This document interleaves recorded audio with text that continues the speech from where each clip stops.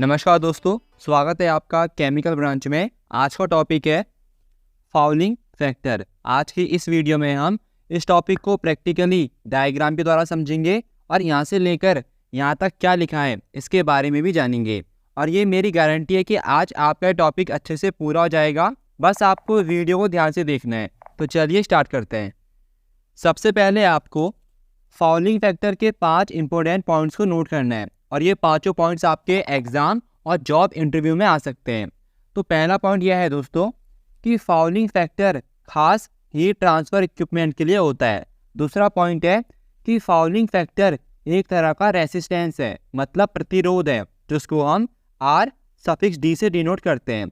और तीसरा पॉइंट है कि fouling factor overall heat transfer coefficient की ओरिजिनल वैल्यू को रिड्यूस करता है, मतलब कम करता है। और चौथा पॉइंट है, जब भी हम ओवरऑल हीट ट्रांसफ़र कोएफिशिएंट की कैलकुलेशन करते हैं तो कैलकुलेशन में हम रेसिस्टेंस RD को भी ऐड करते हैं और ये करना ज़रूरी होता है।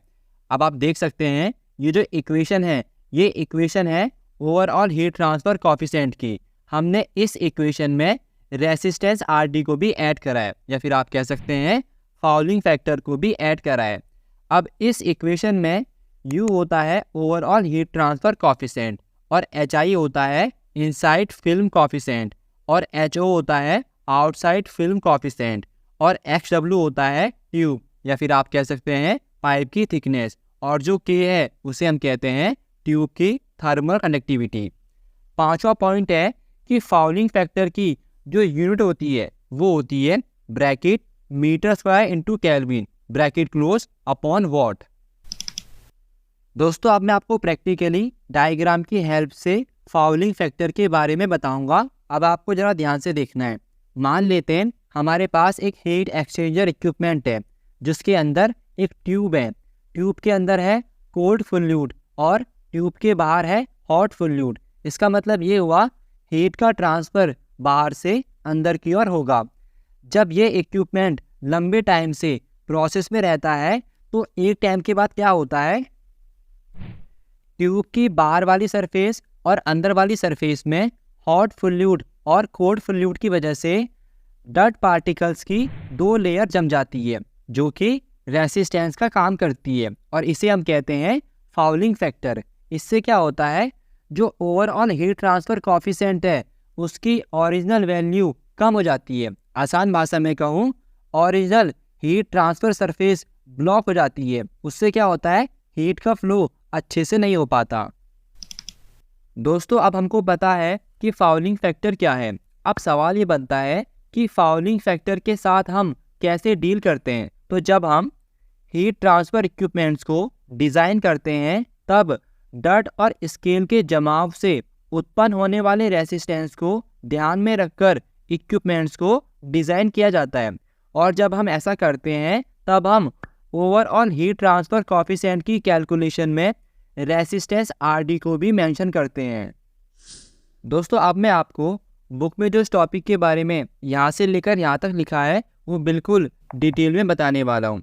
अगर एक बार आपने इसको जान लिया तो आप अपनी लैंग्वेज में एग्ज़ाम में, प्रैक्टिकल में और जॉब इंटरव्यू में इस टॉपिक के बारे में बता सकते हैं और लिख कर आ सकते हैं। थोड़ी सी वीडियो और बची है, उसके बाद आपका टॉपिक अच्छे से पूरा हो जाएगा। तो चलिए इसको भी ख़त्म करते हैं।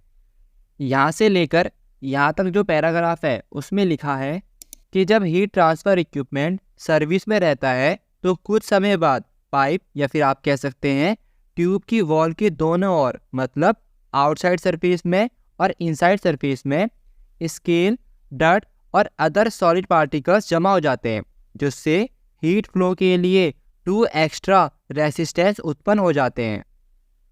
और यहाँ से लेकर यहाँ तक जो पैराग्राफ है उसमें लिखा है कि ओवरऑल हीट ट्रांसफ़र कोएफिशिएंट की कैलकुलेशन में एडिड रेसिस्टेंस को ध्यान में रखा जाना चाहिए।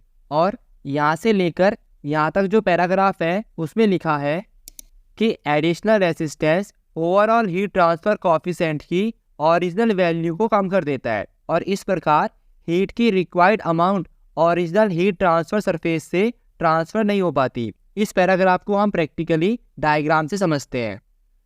दोस्तों ट्यूब, या फिर आप कह सकते हो पाइप की जो वॉल होती है उसे हम कहते हैं ओरिजिनल हीट ट्रांसफर सरफेस।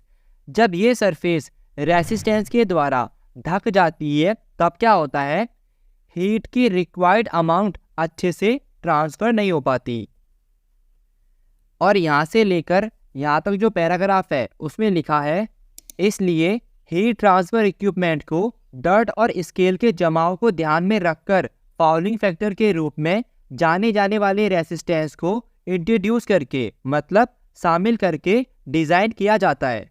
और जब ओवरऑल हीट ट्रांसफ़र कॉफिशिएंट की कैलकुलेशन की जाती है तब रेसिस्टेंस आर को भी ऐड किया जाता है, या फिर आप कह सकते हैं फाउलिंग फैक्टर को भी ऐड किया जाता है। और यहाँ से लेकर यहाँ तक जो पैराग्राफ है उसमें लिखा है कि जब हम ओवरऑल हीट ट्रांसफ़र कॉफिशिएंट की कैलकुलेशन में आर को भी कैलकुलेट करते हैं तब हम इसे कहते हैं dirty overall heat transfer coefficient. और जब हम ओवरऑल हीट ट्रांसफ़र कॉफिशिएंट की कैलकुलेशन में आर को कैलकुलेट नहीं करते हैं तब हम इसे कहते हैं clean overall heat transfer coefficient.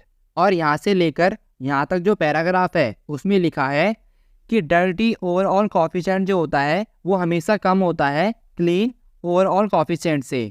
और ये फाउलिंग फैक्टर जो होता है ये सम होता है RDI प्लस RDO का, जहाँ पर RDI होता है पाइप या फिर आप कह सकते हैं ट्यूब की इनसाइड सरफेस पर इनर फ्लूइड के द्वारा डर्ट फैक्टर, और ये जो RDO है उसे हम कहते हैं पाइप के आउटसाइड सरफेस पर आउटर फ्लूइड के द्वारा डर्ट फैक्टर। और इसी के साथ ये टॉपिक यहीं पर समाप्त हुआ। उम्मीद करता हूँ वीडियो आपके लिए यूज़फुल है, तो प्लीज़ वीडियो को लाइक कर देना। कुछ भी पूछना हो कमेंट के माध्यम से पूछ लेना, मैं आपको रिप्लाई कर दूंगा। मिलता हूँ आपसे नेक्स्ट वीडियो में, तब तक के लिए गुड बाय।